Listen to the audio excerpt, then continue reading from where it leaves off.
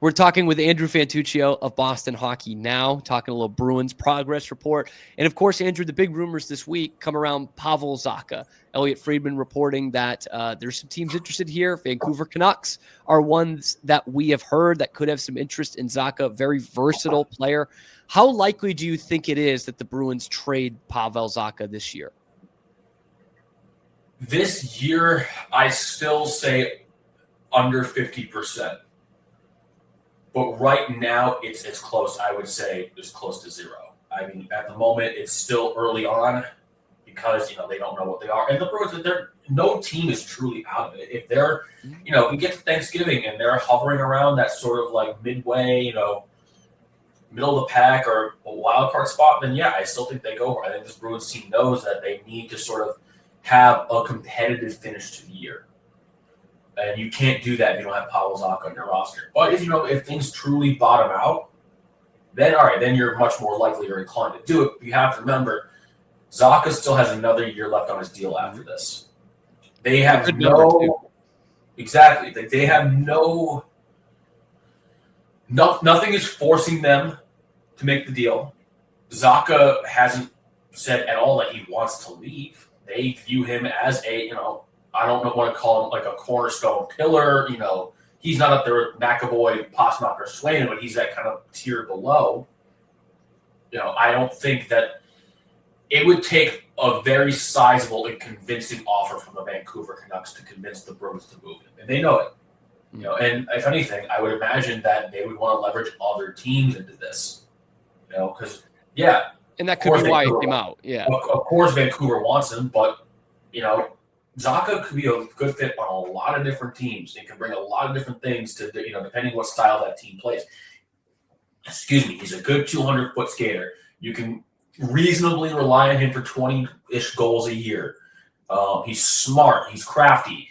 He's a big body in the ozone, too, so he's not exactly hot. So, you can't knock him off the puck very easily.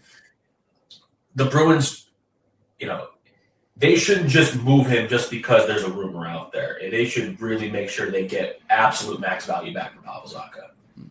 And you mentioned all the things that he is good at and how he's versatile to a team. Obviously we've seen him play up and down the lineup. We have seen him play on the wing just as effectively as he's played center. He's a good penalty killer as well. So all that put into this, let's ask, if you're in Don Sweeney's chair, what does the return roughly look like for someone like Pavel Zacha with a year and a half left on that? I mean, I think you have to demand a first-round pick. That's not really, that has to be included in there, especially because it also depends on what time of year the Bruins are making this deal. Because remember, at the deadline, trade prices and trade returns are insane. They are ridiculous. Look at some of the deals that we've seen in the past. And I think deals that Don Sweeney has won. And most people kind of knock him for some of his free agency signings and his draft history. I think historically he's more often than not won his trades. Including for Pavel Zacha, by the way. Wasn't a deadline deal, but he did win that trade. Yeah. No, but look at, the deal last year with Colorado, when they traded Charlie Coyle and they got back, a middle 6'4" in Casey Middlestat. Was it a second round pick? I think it was a second round pick. Yep.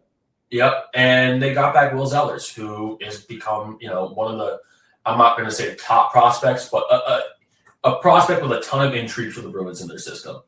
Right. It was really Colorado's only offensive prospect too. That's another big part of this. Colorado did not have much in the system. So you got that back, and Colorado got 19 games of Charlie Coyle because Charlie Coyle is now with the Columbus Blue Jackets.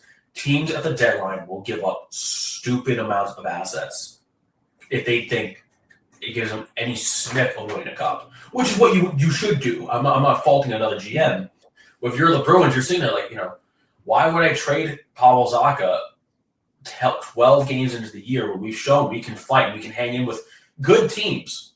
They beat Colorado. They almost beat Vegas. They almost beat Colorado twice, actually. They almost beat Florida. I mean, they've hung in with good teams. There is no incentive for the Bruins to move Pavel Zacha just yet. So why do it now? Or you can wait until the deadline where if you're out of it, fine, and you know that you can leverage teams against one another and get an absolute max. I think a first-round pick has to be included. I would imagine that if the Bruins are out of it, you'd want some sort of prospect. I don't know if you want to add in. I would probably ask for a defense prospect, preferably on the right side, because they're very thin behind Charlie McAvoy and their system on the right side. But yeah, it's a very nuanced or layered question because it all depends on where the Bruins are. Are they in it? And you're making this as a hockey trade, sort of one-for-one swap, or are you saying like we're selling?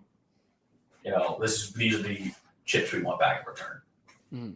Let's get a little more hypothetical too, because there's absolutely a chance that the Bruins are at the trade deadline and out of it again, just like they were last year, and they start to sell it off. They don't have as many of the assets to sell off, but if we look more towards a Pavel Zacha or middle stats and Korpisalos, those are a bit tougher to trade.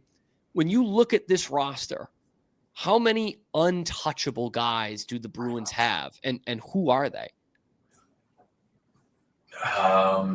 Untouchables.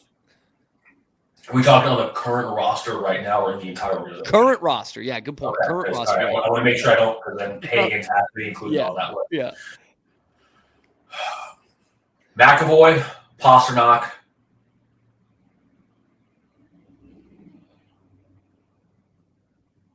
Swayman's playing well right now, so I'd add him in that list. Okay, all right.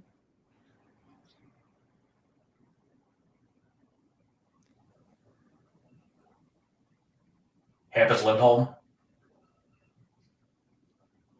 Like him. I'm going through like each player to think, because that's the thing. Like the two, there's no amount of money in the world or assets you could give me to want to trade these guys, and I think it's like probably two first round picks. You're not trading Hampus Lindholm. Yeah. No, I probably would. Okay. Yeah. Okay. So the ones. Okay.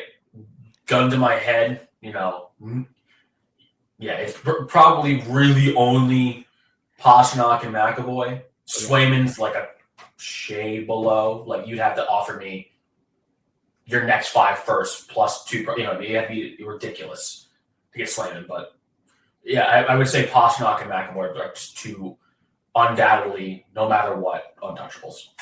Gotcha. Those are your cornerstone guys. So that obviously checks out.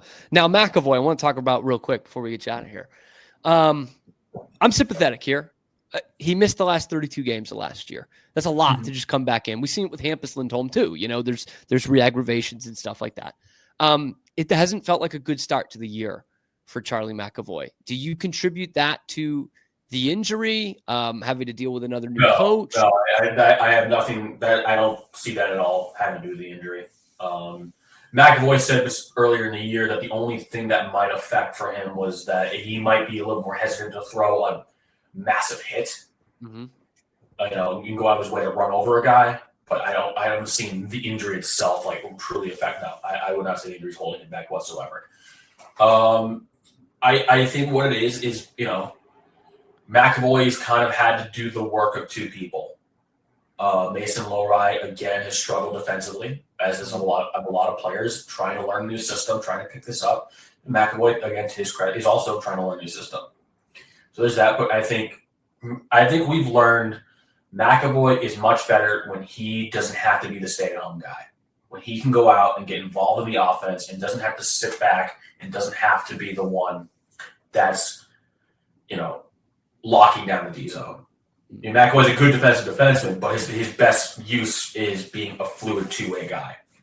And I think when he has to do the work of 2 people, it gets hard, and it's hard for anyone.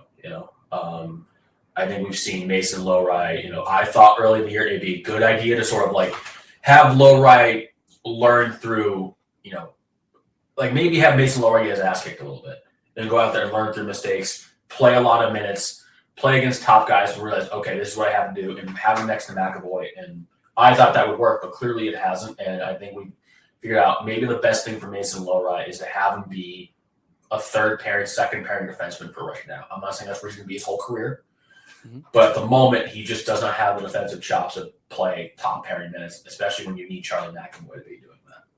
And having McAvoy have to do the work of 2 guys, it doesn't. It's not the best use of him.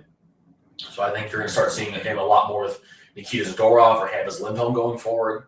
and you can see McAvoy being much more of an offensive threat and not have to carry as much of a burden in the defensive end as the Bruins have asked him to so far. And we saw it certainly working on Saturday when Lowry and McAvoy were not paired together, and they both had very good games against Colorado, including Lowry, very good. And then, healthy scratch on Tuesday. So life comes at you fast in the NHL. Andrew Fantucchio, Boston Hockey Now. Appreciate you joining. Before we get you out of here, let the people know how they can find your work. Yeah, follow me on Twitter. That's _Fantuccio. I see you got my spelling my last name up there at the very top. So yeah, just spelled that way, _Fantuccio on Twitter. And you can read my coverage at bostonhockeynow.com. Cam, as always, thanks for having me, man. Oh, man, thank you. Thank you to Andrew Fantuccio, one of the best, another product of the South Shore. How can you not love that here on the Wicked Boston show? Let us know what you think about Pavel Zacha trade rumors, what Charlie McAvoy's gone through so far. Who are the untouchables on this Bruins team? Let me know in the comment section below. Then be sure to like the video, subscribe to the channel so you don't miss a thing. We come at you every weekday live at noon Eastern time, and then wherever you get your podcasts as well. Appreciate you guys so much. It is your lunchtime alternative to Boston Sports Talk Radio here on the Wicked Boston Show.